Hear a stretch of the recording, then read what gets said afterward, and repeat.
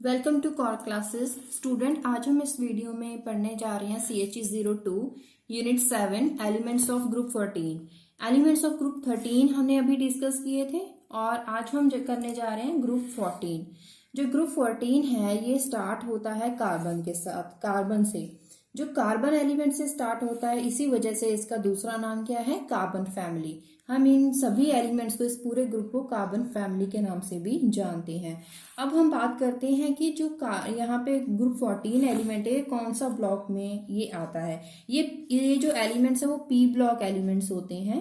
और इनमें कौन कौन से एलिमेंट्स होते हैं, तो चलिए हम इसे स्टार्ट करते हैं। सबसे पहले देखेंगे कि कौन से एलिमेंट्स इसमें, इस फैमिली में आते हैं। फर्स्ट एलिमेंट, जैसे हमने बोला कि कार्बन फैमिली है, तो first element is carbon. Second is silicon, written by Si। Third is germanium, Ge। Next is Sn, इसका नाम स्टेनस है लेकिन इसको हम टिन बोलते हैं और इसका फॉर्मूला है Sn। Next is lead, carbon, silicon, germanium, tin, lead. इसको हम निमोनिक्स के साथ कैसे जान सकते हैं, कैसे याद कर सकते हैं, इसके दो मेथड्स हैं। ये है cute sisters gate small problem. Cute sisters gate small problem, cute carbon, Si sister तो इसका मतलब वहां पे सिलिकॉन होगा, गेट तो Ge है, इसका मतलब जर्मेनियम, S स्मॉल का बात कर रहे हैं तो इसका मतलब वहां पे क्या हो जाएगा, यहाँ पे टिन हो जाएगा। और प्रॉब्लम, इसमें P और B आ रहा है तो इसका मतलब ये लेड है। इसका दूसरा जो मैं भी जिसके साथ मैंने याद करा है इसको, वो है केमिस्ट्री सर गिव्स सन की प्रॉब्लम्स। केमिस्ट्री सर गिव्स सन की प्रॉब्लम। तो ये दो हैं जो आपको अच्छे से याद हो जाए, वो उसके साथ आप याद कर सकते हैं। तो आपको ये ग्रुप 14 एलिमेंट्स जो है इसको याद करने में आसानी हो जाएगी। अब बात करते हैं इनके एटॉमिक नंबर्स के बारे में। कार्बन का तो हमें सभी को पता है कि कार्बन का एटॉमिक नंबर 6 होता है, सिलिकॉन का 14, जर्मेनियम 32, जो टिन है उसका है 50, लेड का है 82। तो जो कार्बन है उसका 6 कार्बन एटॉमिक नंबर है, तो उसकी इलेक्ट्रॉनिक कन्फिग्रेशन है helium which is noble gas, तो हैविंग एटॉमिक नंबर 2। तो इसका जो आउटर कन्फिग्रेशन है, जनरल कन्फिग्रेशन है, वो NS2 NP2। ठीक है, तो हम यहाँ पे क्या लिखेंगे, 2s2 2p2, दो इलेक्ट्रॉन इसके, 2 4 6, तो टोटल कितने हो गए, 6 इलेक्ट्रॉन्स। सिलिकॉन का नंबर होता है 14 विच इज नियोन, लिखेंगे सबसे पहले नोबल गैस, 3s2 3p2। आगे ऑर्गन 3d10, इसमें d ऑर्बिटल आते हैं, इसका मतलब कार्बन और सिलिकॉन के पास d ऑर्बिटल नहीं है। लेकिन कार्बन के पास तो d ऑर्बिटल वेकेंट ही नहीं होते हैं, लेकिन सिलिकॉन के पास वेकेंट d ऑर्बिटल होते हैं। जर्मेनियम में जो d ऑर्बिटल होते हैं वो फुली फिल्ड हैं। उसके बाद है 4s2 4p2। जो टिन है उसका है 4d10 5s2 5p2। उसके बाद f ऑर्बिटल्स आते हैं, 4f14 5d10 6s2 6p2। तो आपको ये याद रखने में इजी हो जाएगा। बस याद रखना है कि कौन सा जो d ऑर्बिटल है वो कार्बन में प्रेजेंट नहीं होते हैं। अब बात करते हैं अकरेंस, किस फॉर्म में ये पाए जाते हैं। जो कार्बन है ये मोस्ट अबंडेंट एलिमेंट है, बहुत मात्रा में मिलता है। और ये किस फॉर्म में मिलता है, डायमंड की फॉर्म में, ग्रेफाइट की फॉर्म में। तो हम इन दोनों फॉर्म्स को बोलते हैं allotropic forms of carbon. Allotropic का मतलब होता है किसी भी एलिमेंट का किन फॉर्म्स में एग्जिस्ट होना, किसी दो या दो से ज्यादा फॉर्म में एग्जिस्ट होना, उसको बोलते हैं उसकी एलोट्रॉपिक फॉर्म। अब बात करते हैं सिलिकॉन की। अगर सिलिकॉन भी सेकंड मोस्ट अबंडेंट एलिमेंट है इस पूरी फैमिली में से, जो अर्थ क्रस्ट से हमें मिलता है, और किस फॉर्म में मिलता है, सिलिकेट्स, जो कि रॉक्स में प्रेजेंट होते हैं। जर्मेनियम की बात करें, जर्मेनियम जो है वो रेयर एलिमेंट है और ये इसके ट्रेसेस जो हैं वो कोल में मिलते हैं और ये रेयर एलिमेंट है। और टिन की अगर बात करें, जो टिन है वो भी टिन स्टोन्स होते हैं, जिसका फॉर्मूला टिन ऑक्साइड होता है, स्टेनस डाइऑक्साइड होता है। तो टिन जो है ऑक्साइड्स की फॉर्म में प्रेजेंट होते हैं। अब बात करते हैं एलोट्रॉपी। एलोट्रॉपी की डेफिनेशन तो हमने अभी पढ़ ली है। एलोट्रॉपी क्या होती है, जो एलिमेंट्स होते हैं उनका दूसरी फॉर्म्स में एग्जिस्ट करना, तो उसको बोलते हैं उसके एलोट्रॉपिक फॉर्म। जैसे कि कार्बन की बात करें, जो कार्बन है उसकी दो फॉर्म्स मिलती हैं, हमने छोटी क्लासेस में भी पढ़ा है। कौन सी दो forms? Diamond and graphite. Diamond and graphite में थोड़ा सा फर्क है। अगर हम डायमंड दोनों के स्ट्रक्चर के बेसिस पे बात करें तो जो डायमंड है, डायमंड में कोवलेंट बॉन्ड होते हैं, कार्बन कार्बन लिंकेज होती है, जो वो एक क्यूबिक सेल में अगर देखें, इसके जो क्यूबिक सेल में ये फिट होता है। और अगर बात करें जो डायमंड लैटिस होता है, इसमें इसके दो फेसेस की बात कर सकते हैं, और ये फेस सेंटर्ड क्यूबिक जो पार्ट्स होते हैं उसमें एग्जिस्ट करता है। और ये जो आपको डॉट्स दिखाई दे रहे हैं ये कार्बन्स हैं, और ये कार्बन को डिनोट करते हैं। कार्बन कार्बन में लिंकेज है विद कोवेलेंट बॉन्ड्स, और ये सारे के सारे सिंगल बॉन्ड है, जिसकी वजह से इसकी हाइब्रिडाइजेशन क्या होती है? sp3 hybridisation.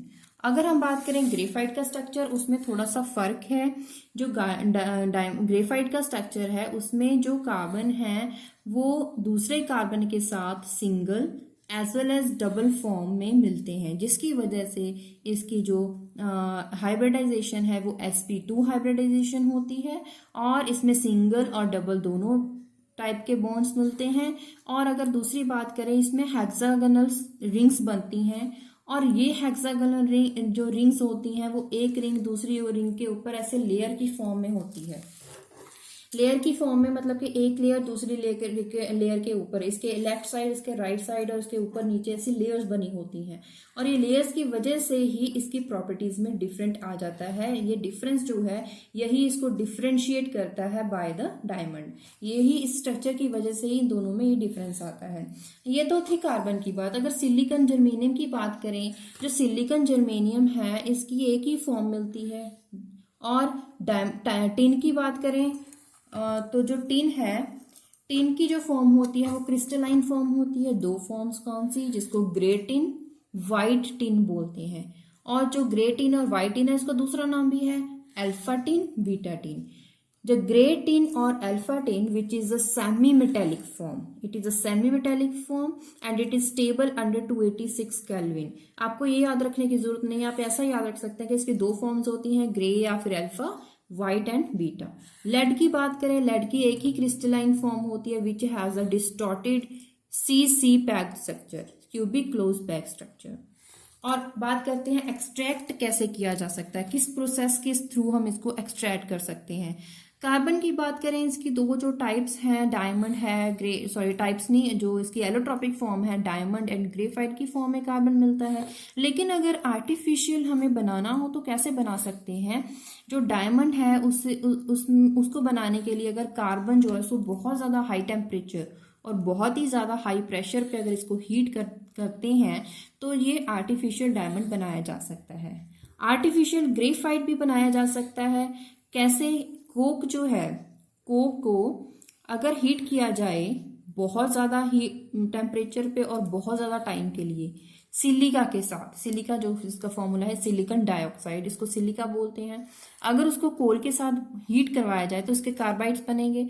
उसके बाद फर्दर इसको 2000 से भी ज़्यादा, अबाउट 3000 केल्विन तक इसको हीट करेंगे, 25 से 30 घंटे तक उसको हीट करते जाएंगे तो हमें ग्रेफाइट मिल सकता है which is known as artificial graphite. अब बात करें अगर सिलिकॉन की बात करें, सिलिकॉन के हमें पता है कि ये रॉक्स में सिलिकॉन डाइऑक्साइड की फॉर्म में मिलता है, तो इसको अगर रिडक्शन इसकी करी जाए तो हम जो सिलिकॉन है वो एक्सट्रैक्ट कर सकते हैं। ये इसको एक्सट्रैक्ट करने के लिए रिएक्शन करी जाती है कोल के साथ या फिर कैल्शियम कार्बाइड के साथ इन एन इलेक्ट्रिक फर्नेस, और इससे मिलता क्या, एक स्पॉन्जी जो सिलिकॉन है वो मेल्ट हो जाता है और इसके क्रिस्टल्स बन जाते हैं। क्रिस्टल जो है वो प्योरीफाई करे जा सकते हैं बाय जोन रिफाइनिंग। और जर्मेनियम की बात करें, इसके भी ऑक्साइड्स की फॉर्म में मिलता है। इसको ये जो जर्मेनियम होता है इसको भी अगर रिडक्शन करें विद हाइड्रोजन तो हमें ये जर्मेनियम मिल सकता है। अगर हम बात करें टिन की, जो टिन होता है it is obtained by reduction of its oxide. सभी इसके जो ऑक्साइड्स होते हैं उसको अगर रिडक्शन करी जाए तो हम इसको एक्सट्रैक्ट कर सकते हैं, सिवाय कार्बन। और कार्बन की जो बात करी थी हमने अभी कि उसको सिंपली आपको हीट करना है और हाई प्रेशर हाई टेम्परेचर पे, जिससे हमें उसकी फॉर्म्स आर्टिफिशियल फॉर्म्स में मिल सकती हैं। बाकी आप सभी याद कर सकते हैं कि उसके ऑक्साइड्स की फॉर्म में हम रिडक्शन करेंगे तो हमें बाकी एलिमेंट्स जो एक्सट्रैक्ट करने के बाद मिल जाएंगे। तो बात करेंगे आगे यूजेस की। यूजेस एलिमेंट टू एलिमेंट हम पढ़ते हैं, इसके बहुत ही वैरायटी में इसके यूजेस हैं। जो कार्बन फैमिली है, सबसे पहले कार्बन की बात करें, क्योंकि डायमंड और ग्रेफाइट दो एलोट्रॉपिक फॉर्म है। डायमंड इज ऑब्वियसली हमें पता है कि ज्वेलरी में इसको यूज करते हैं। क्यों? क्योंकि इसका रिफ्रैक्टिव इंडेक्स अच्छा खासा है और इसका हार्ड नेचर है, जिसकी वजह से इसके इंडस्ट्रियल पर्पस पे भी इसको यूज किया जाता है। जो ग्रेफाइट की अगर बात करें, ग्रेफाइट जब एल्यूमिनियम को बनाते हैं, एल्यूमिनियम को एक्सट्रैक्ट करते हैं बाय इलेक्ट्रोलिसिस प्रोसेस, उस टाइम ग्रेफाइट को यूज करते हैं एज अ इलेक्ट्रोड। और लुब्रिकेटिंग जो इसका एक्शन होता है ग्रेफाइट का। और पेंसिल का जो लेड है, हमें पता है जब छोटी क्लासेस में हम पढ़ते थे कि जो पेंसिल लेड है वो भी ग्रेफाइट से बनता है। और न्यूक्लियर रिएक्टर्स में ग्रेफाइट को यूज करते हैं। मॉडरेटर, न्यूट्रॉन मॉडरेटर, इसकी स्पीड को कंट्रोल करने के लिए। न्यूट्रॉन्स जब एकदम से स्प्लिट होते हैं जो न्यूक्लियर फिशन के थ्रू, तो उसको मॉडरेट करता है जो ग्रेफाइट होता है। कोक जो है, कोक की फॉर्म में जो है, it is used in metallurgy processes. Carbon black को यूज करते हैं रबर जो होता है उसको स्ट्रेंथ उसकी बढ़ाने के लिए, और यूज करते हैं as a pigment in inks, paints and plastics. अगर बात करें एक्टिवेटेड कार्बन, जिसको हम चारकोल भी बोलते हैं, चारकोल जो होता है इसका बहुत ज्यादा सरफेस एरिया होता है और इसको हम जो शुगर मिल्स होती हैं वहां पे इसका यूज करते हैं। कैसे? कि जो शुगर है उसका, जो आपको पता होगा कि जो शुगर जो हमें मिलती है वो वाइट कलर की होती है, ठीक है। लेकिन जब इसको बनाते हैं शुगर मिल में, तो इसका पहले जो कलर होता है वो बहुत डार्क होता है, भद्दा सा कलर, ब्लैक कलर, पूरा ब्लैक नहीं लेकिन बहुत ही डार्क कलर होता है, पूरा वाइट नहीं होता है। तो उसको वाइट करने के लिए उसको एक्टिवेटेड चारकोल के थ्रू उसको पास करवाया जाता है। तो उसमें क्या होता है, जो चारकोल होती है ये एक्ट करती है एज अ गुड एड्सॉर्बेंट, तो वे अपने सरफेस पे क्या होता है कि इसको एड्सॉर्ब करवा लेती है, जिसकी वजह से उसका कलर चेंज हो जाता है। तो it is used in industry, sugar industry, as a decolourising agent. और इसको ड्राई आइस की फॉर्म में यूज करते हैं इन द रेफ्रिजरेशन। अब बात करें सिलिकॉन। सिलिकॉन हमने +2 में पढ़ा है कि इसको सेमीकंडक्टर में यूज करते हैं, सोलर सेल्स में यूज करते हैं, ट्रांजिस्टर्स में यूज करते हैं, और जब ग्लास और सीमेंट फैक्ट्रीज होती हैं वहां पे उसका यूज होता है, लुब्रिकेंट की फॉर्म में यूज होता है। जो इंफ्रारेड विंडोज होती हैं, प्रिज्म्स, लेंसेज, उसमें सिलिकॉन का यूज होता है। टिन की बात करें, क्योंकि ये कोरोजन को रेजिस्ट करता है, इसीलिए हम इसको यूज करते हैं in the steel industry. Okay, तो उसके बाद अगर बात करें अलॉयज में, अलॉयज बनाते हैं जैसे कि ब्रॉन्ज बनाएंगे, गन मेटल बनाएंगे, इसमें टिन का यूज होता है। लेड की बात करें, लेड जो है ये बिल्डिंग रूफ्स में यूज करते हैं, और लेड पाइप्स जो बनाई जाती हैं और म्यूनिसिपल में यूज होता है। और दूसरी एक बड़ा यूज इसका है स्टोरेज बैटरीज में, लेड एसिड बैटरीज जो होती हैं उसमें लेड का बहुत बड़ा यूज होता है। बात करते हैं प्रॉपर्टीज। प्रॉपर्टीज फिजिकल भी पढ़ेंगे, केमिकल्स भी पढ़ेंगे। फिजिकल प्रॉपर्टीज में सबसे पहले अगर बात करें इनकी ऑक्सीडेशन स्टेट, यहाँ पे अगर ऑक्सीडेशन स्टेट जो है इसकी +2 से +4 तक हो सकती है, +2, +3, +4, लेकिन कार्बन को छोड़ के, क्योंकि कार्बन के पास 4 इलेक्ट्रॉन्स हैं, वो 4 इलेक्ट्रॉन ले भी सकता है, दे भी सकता है। तो इसकी जो इलेक्ट्रॉन जिसकी ऑक्सीडेशन स्टेट है वो वेरी करती है फ्रॉम -4 टू +4। लेकिन -4 या +4 करने के लिए, अगर +4 का मतलब है कि उसमें से चारों इलेक्ट्रॉन्स को रिमूव करवाना है, तो इसके लिए कौन सी एनर्जी यूज करेंगे? Ionisation energy. आयोनाइजेशन एनर्जी इसमें बहुत यूज करनी पड़ेगी, तो ये इतना ज्यादा पॉसिबल नहीं होता है, लेकिन अगर इसको करना हो तो बहुत हाई अमाउंट में जो है आयोनाइजेशन एनर्जी यूज करनी होगी।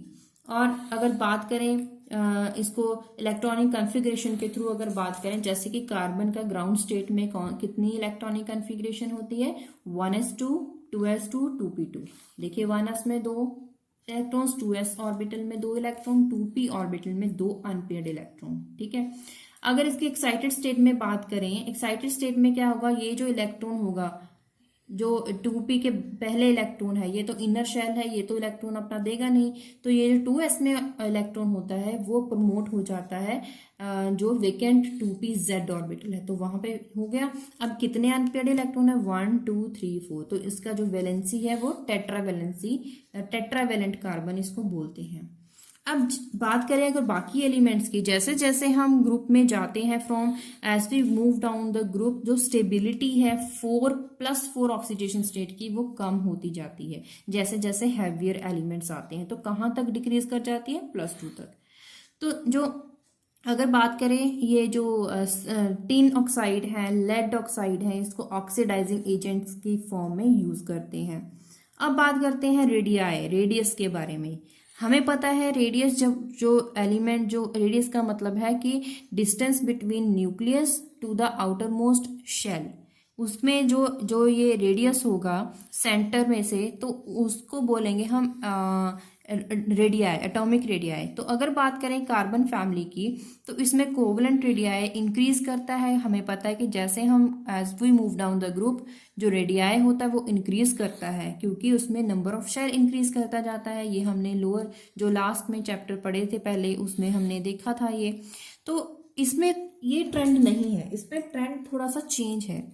अगर हम कार्बन और सिलिकॉन की बात करें, जैसे हम कार्बन से सिलिकॉन की तरफ बात करेंगे, तो जो कोवलेंट रेडियस बिल्कुल जैसे इंक्रीज करना चाहिए शार्पली इंक्रीज करता है, लेकिन जो लार्जर इंक्रीज होता है, क्योंकि सिलिकॉन का जो साइज है वो कार्बन की कंपैरेटिव बहुत ज़्यादा है, जिसमें उसका थर्ड शेल जो सिलिकॉन में नेक्स्ट शेल उसमें ऐड हो जाता है, तो साइज बड़ा हो जाता है रेडियाई।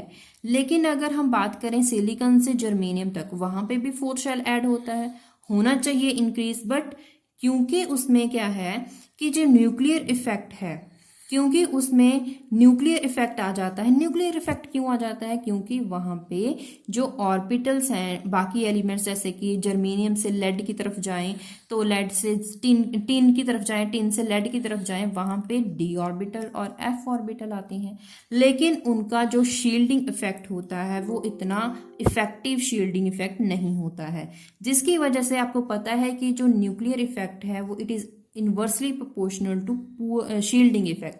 जितना ज्यादा शील्डिंग इफेक्ट होगा उतना न्यूक्लियर इफेक्ट कम होता है, लेकिन यहाँ पे इनएफिशिएंट शील्डिंग इफेक्ट है, जिसकी वजह से जो न्यूक्लियर चार्ज होता है वो ज्यादा हो जाता है। तो ऑब्वियसली वो न्यूक्लियस है वो आउटर मोस्ट इलेक्ट्रॉन को अपने फोर्स ऑफ अट्रैक्शन के साथ होल्ड करके रखेगा, जिसकी वजह से उसका जो जर्मेनियम का साइज है एज कंपेयर टू सिलिकॉन थोड़ा सा कम हो जाता है। अब बात करेंगे टिन और लेड की। पहले टिन आता है फिर लेड आता है, तो इसका मतलब टिन का जो साइज है वो कम होना चाहिए, लेड का जो है उससे ज्यादा होना चाहिए। लेकिन यहाँ पे केस उल्टा है, यहाँ पे लेड जो है उसका साइज ज्यादा है एज कंपेयर टू टिन। ये इसमें भी डी एंड एफ ऑर्बिटल है, सेम रीजन यहाँ पे ये होता है, जिसकी वजह से और due to reflecting in ionisation energy, इसमें क्या हो जाता है जो आयनिक रेडियाई या एटॉमिक रेडियाई होता है उसमें रिवर्स पाया जाता है। तो आप इसमें रीजन दोगे शील्डिंग इफेक्ट और न्यूक्लियर चार्ज का। अब बात करते हैं आयोनाइजेशन एनर्जी। अब आयोनाइजेशन एनर्जी का मतलब energy required to remove outermost electron. Outermost electron को रिमूव करवाने के लिए जितनी एनर्जी चाहिए वो आयोनाइजेशन एनर्जी होगी। मतलब कि अगर किसी भी एलिमेंट में, अब कार्बन में बाकी एलिमेंट जो इसकी फैमिली है सभी एलिमेंट्स में आउटर मोस्ट इलेक्ट्रॉन निकालने के कितना इजी है उतनी आयोनाइजेशन एनर्जी कम होती है। अब जितना ज्यादा स्मॉल जो साइज होगा एटम का अगर स्मॉल है तो वहां पे हमें पता है कि न्यूक्लियर चार्ज ज्यादा होगा, तो उसमें से इलेक्ट्रॉन को रिमूव करवाने के लिए बहुत एनर्जी लगेगी। तो इसका मतलब कार्बन का जो एनर्जी होगा आयोनाइजेशन एनर्जी वो ज्यादा होगा एज कंपेयर टू सिलिकॉन। उसके बाद जर्मेनियम। ये जो ट्रेंड है बिल्कुल एग्जैक्ट ग्रेजुअल ट्रेंड होता है। कार्बन से जैसे जैसे टिन तक आते हैं जो साइज है यहाँ पे जो आयोनाइजेशन एनर्जी है वो डिक्रीज करती है, लेकिन यहाँ पे जो लेड का जो आयोनाइजेशन एनर्जी है वही केस यहाँ पे आ गया। लेड का जो ionisation energy it would be large as compare to tin. ऐसा क्यों? क्यों, यहाँ पे भी क्या हो जाएगा, डी एंड एफ ऑर्बिटल का जो शील्डिंग इफेक्ट हो जाता है, इसमें जो शील्डिंग इफेक्ट है वो इन दोनों के केस में आ जाएगा, जिसकी वजह से जो न्यूक्लियर चार्ज होगा, न्यूक्लियर चार्ज लेड के केस में ज्यादा होगा एज कंपेयर टू टिन, क्योंकि इसमें एफ ऑर्बिटल नहीं है। टिन जो लेड है उसमें एफ ऑर्बिटल है, डी ऑर्बिटल भी है। जो शील्डिंग इफेक्ट है वो यहाँ पे क्या आ जाएगा, शील्डिंग इफेक्ट इतना एफिशिएंट नहीं होता है, इसकी वजह से न्यूक्लियर चार्ज बहुत ज्यादा हो जाता है, बहुत ज्यादा हो जाता है तो आयनाइजेशन एनर्जी ज्यादा हो जाएगी एज कम्पेयर टू टिन। तो इन दोनों का केस जो हमने देखा, एटॉमिक रेडियाई और आयनाइजेशन एनर्जी दोनों में यहाँ पे जो था रेगुलरिटी नहीं थी। अब बात करेंगे मेटेलिक कैरेक्टर के बारे में। जो मेटेलिक कैरेक्टर अगर हम कंपेयर करेंगे, हमें पता है जब भी हम किसी भी फैमिली ग्रुप को कंपेयर करते हैं तो हमने उसके लास्ट वाले ग्रुप के साथ भी उसको कंपेयर करते हैं, तो हम इसको कंपेयर करेंगे ग्रुप नंबर 13 के साथ भी। तो ग्रुप 13 के साथ अगर देखें तो इनका जो ग्रुप 14 एलिमेंट्स का जो फैमिली का साइज है वो कम होगा और उसकी वजह से आयनाइजेशन एनर्जी ज्यादा होगी। अब बात करेंगे, ये तो हो गया कंपैरिजन विद ग्रुप 13 एलिमेंट्स। अगर बात करें with in the group 14 family, तो उन एलिमेंट्स में अगर as we move down the group, जो मेटेलिक कैरेक्टर है वो इंक्रीज करता है। Carbon and silicon are non metals, इसमें सभी मेटल्स नहीं है, सभी नॉन मेटल्स नहीं है। जो कार्बन एंड सिलिकॉन है वो नॉन मेटल है। जर्मेनियम जो है वो मेटलॉइड है। और टिन और लेड दोनों मेटल्स हैं लेकिन सॉफ्ट मेटल्स हैं as compare to group 1 and group 2 element. बहुत सॉफ्ट मेटल्स हैं, सॉफ्ट मेटल हैं, इसीलिए इनका जो मेल्टिंग पॉइंट है वो लोअर होता है। बात करेंगे मेल्टिंग एंड बॉइलिंग पॉइंट की। अभी बात करी थी हमने, जो कार्बन, सिलिकॉन, जर्मेनियम है, इनका मेल्टिंग बॉइलिंग पॉइंट ज़्यादा होगा क्योंकि इनका साइज बहुत कम है और उसके साथ साथ उनका जो स्ट्रक्चर है, जो मेटेलिक बॉन्डिंग है वो इतनी, सॉरी मेटेलिक नहीं, उनमें जो बॉन्डिंग है, इलेक्ट्रॉनिक बॉन्डिंग इतनी सॉलिड है, इतनी स्ट्रांग है, तो इनका जो लैटिस होता है, सॉलिड स्ट्रक्चर होता है वो बहुत स्ट्रांग होता है, जिसकी वजह से high melting and boiling point होता है। लेकिन टिन और लेड जैसे कि सॉफ्ट मेटल्स हैं तो उनका मेल्टिंग पॉइंट तो कम हो जाता है। Melting point of carbon is high. All elements of group 14 possess diamond type lattice structure which is highly stable in nature. Highly stable है तो उसका जो melting point है वो ज्यादा होगा। Down the group melting point decreases. क्यों? क्योंकि उसमें metal bond decrease करते जाते हैं। Reduce as size of atom increases. Lead और टिन की बात करें, क्योंकि वो मेटल है, मेल्टिंग पॉइंट जो होता है वो उतना ज्यादा नहीं होता है, कम होता है। अब बात करेंगे मल्टीपल बॉन्डिंग। मल्टीपल बॉन्डिंग का मतलब क्या है, यहाँ पे आपने देखा है कि पूरी की पूरी chemistry is based on mainly carbon. तो कार्बन जो है वो कैटिनेशन प्रोसेस जो हमने लोअर क्लासेस में पढ़ा है, हम यहाँ पे भी डिस्कस करेंगे। जो कैटिनेशन प्रोसेस करता है, मतलब कि कार्बन जो है खुद ही दूसरे कार्बन के साथ में बॉन्ड बनाता है, वो मल्टीपल बॉन्ड बनाता है, सिंगल भी, डबल, ट्रिपल, और इसके साथ साथ हेटेरोएटम के साथ भी वो बॉन्ड, मल्टीपल बॉन्ड बनाता है। जैसे कि कार्बन कार्बन में डबल बॉन्ड जिसको हम एल्कीन्स बोलते हैं, ट्रिपल बॉन्ड है तो एल्काइंस बोलते हैं। कार्बन का नाइट्रोजन के साथ जो बॉन्ड है उसको आइमाइंस बोलते हैं। कार्बन का नाइट्रोजन के साथ ट्रिपल बॉन्ड होता है उसको साइनाइड या फिर नाइट्राइल्स बोलते हैं। कार्बन का ऑक्सीजन के साथ डबल बॉन्ड है, कार्बोनिल्स या फिर इसको कीटोन्स बोलते हैं। अब बात करें अगर ये ऐसा क्यों है, क्योंकि the tendency of forming multiple bonding easily in case of carbon. क्यों? क्योंकि इसका बॉन्ड एनर्जी, मतलब कि बॉन्ड को एग्जीक्यूट रखने के लिए एज इट इज, और बॉन्ड को बनाने के लिए और बॉन्ड को एज इट इज रखने के लिए जो एनर्जी है वो बहुत हाई होती है। क्यों हाई होती है? क्योंकि उसका साइज कम है, उसका एटॉमिक रेडियस कम है। P orbital can approach to P orbital. Carbon का पी ऑर्बिटल दूसरे हेटेरोएटम के पी ऑर्बिटल के साथ लेटरली ओवरलैप करते हैं, जिसकी वजह से कौन सा फॉर्म होता है बॉन्डिंग होती है पाई बॉन्डिंग। तो अगर बात करें पी पाई बॉन्डिंग का मतलब क्या होगा कि बॉन्डिंग बनेगी पी ऑर्बिटल और दूसरा एलिमेंट पी ऑर्बिटल, दोनों का जो ऑर्बिटल होंगे वो लेटरली ओवरलैप करेंगे, जिसकी वजह से पी पाई बॉन्डिंग बनती है। अगर एक और जो कार्बन का पी ऑर्बिटल हो, दूसरा जो एलिमेंट है हेटेरो एलिमेंट उसका डी ऑर्बिटल लेटरली ओवरलैप करता है, तो उसको हम बोलेंगे P pi D pi bonding. ठीक है। अब बात करेंगे एक मोस्ट इम्पॉर्टेंट टॉपिक जो हर बार पेपर में आता है, इसलिए यहाँ पे मैं इम्पॉर्टेंट डाल दे रही हूँ। It is very important topic. Carbon silicon, अगर इसका बॉन्डिंग देखें विद नाइट्रोजन, तो जो कार्बन के साथ अगर देखेंगे तो हम देखते हैं एक कंपाउंड ट्राई मिथाइल अमीन, मतलब अमीन होता है NH3। अगर H एटम को रिप्लेस कर दिया जाए विद मिथाइल ग्रुप्स तो वहां पे उसको बोलेंगे tri methyl Amin.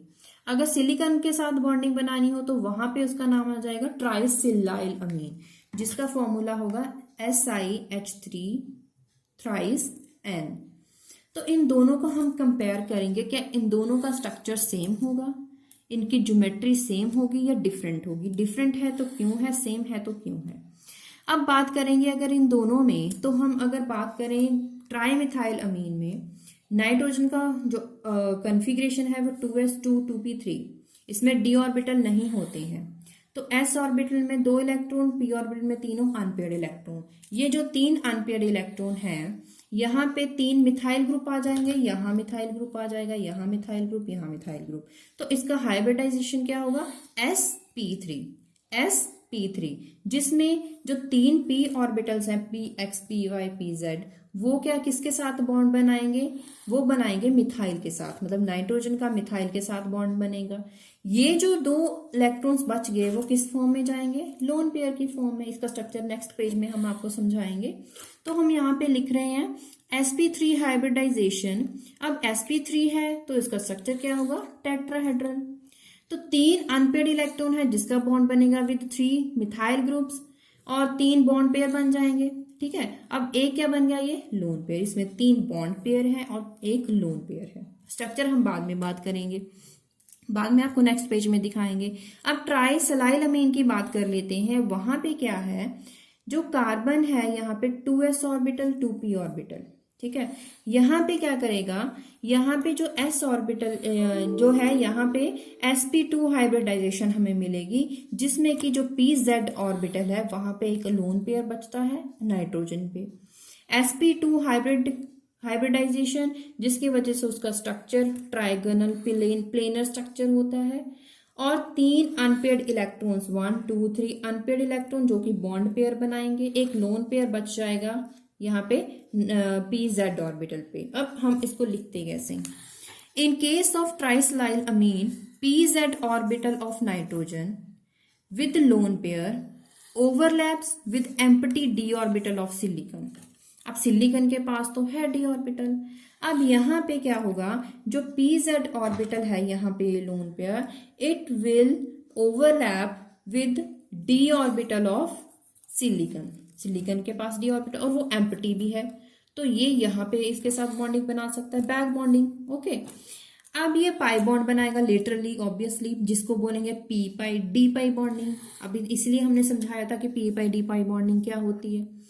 pz orbital of nitrogen, क्यों ऐसा होता है कि वहां से इलेक्ट्रॉन जो p pi d pi bonding बना सकता है, क्योंकि जो एनर्जी, क्योंकि उसको बॉन्ड बनाने के लिए एनर्जी कंपेरेबल होनी चाहिए। Yes, pz of nitrogen has energy comparable to d orbital of silicon, जिसकी वजह से ये बॉन्ड बन पाता है p pi d pi bonding.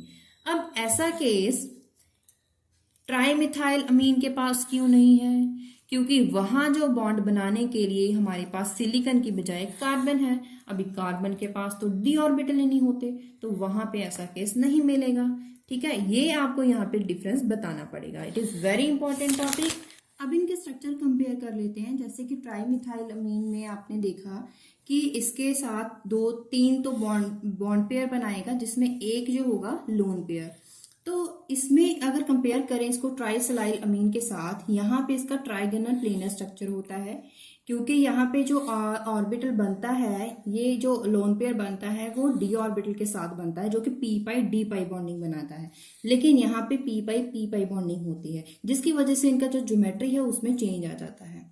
तो ये आपको स्ट्रक्चर भी साथ में बनाना पड़ेगा। दिस इज टेट्राहेड्रल स्ट्रक्चर, जो पिरामिडल स्ट्रक्चर है।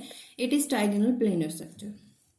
ये जो होगा, ये जो लोन पेयर है, ये लोन पेयर इट इज, जो यहाँ पे ये trigonal planar structure, it is the lone pair is placed perpendicular to this plane. ठीक है। तो यहाँ पे ये जो लोन पेयर होगा ये plane, it is placed perpendicular to the plane of this trigonal planar structure. अब बात करते हैं क्वेश्चंस पे। Why tin and lead compounds do not show P pi D pi bonding. Tin और लेड जो है वो शो नहीं करते हैं ऐसे P pi D pi bonding. जो P pi D pi bonding ये शो नहीं करते हैं क्योंकि डी ऑर्बिटल जो होते हैं, क्योंकि हमें पता है कि वो पी पाई और डी पाई बॉन्डिंग बनाने के लिए इन दोनों ऑर्बिटल्स की जो एनर्जी है उन एलिमेंट्स में जो ये ऑर्बिटल होंगे उनकी एनर्जी कंपेरेबल होनी चाहिए। इसका मतलब ये इसीलिए नहीं बना रहे क्योंकि एनर्जी कंपेरेबल नहीं है, तो वही रीजन हम यहाँ पे लिखेंगे। The d orbital of tin and lead are of much higher energy than the element with which they can form a bond in the compound। मतलब ये बॉन्ड बनाने के लिए तो एनर्जी कंपेरेबल होनी चाहिए। इसका मतलब क्या होगा, इस केस में इसलिए नहीं बन पा रहे क्योंकि जो टिन और लेड है उनके P pi D pi bonding जिसके साथ वो बना रहे हैं उनके साथ वो इनके जो एनर्जी है वो कंपेरेबल नहीं है, हायर एनर्जी है। Next is diamond and graphite are allotropic form of carbon. ये एलोट्रोपिक फॉर्म है, फिर भी सिर्फ और सिर्फ ग्रेफाइट को यूज करते हैं एज अ लुब्रिकेंट। क्यों? जो ग्रेफाइट है, अब उसका स्ट्रक्चर हमने देखा था, हमने बोला था कि इसके जो स्ट्रक्चर हैं ग्रेफाइट एंड डायमंड में दोनों में डिफरेंट है स्ट्रक्चर दोनों के, जिसकी वजह से उनके सभी प्रॉपर्टीज में डिफरेंस आ जाता है। अब जो ग्रेफाइट है उसमें लेयरिंग स्ट्रक्चर है, हमने देखा था को जो हेक्सागोनल जो रिंग्स थी वो एक दूसरे के ऊपर लेयर की फॉर्म में बनी हुई थी। तो it has a sheet structure where carbon are arranged in layers.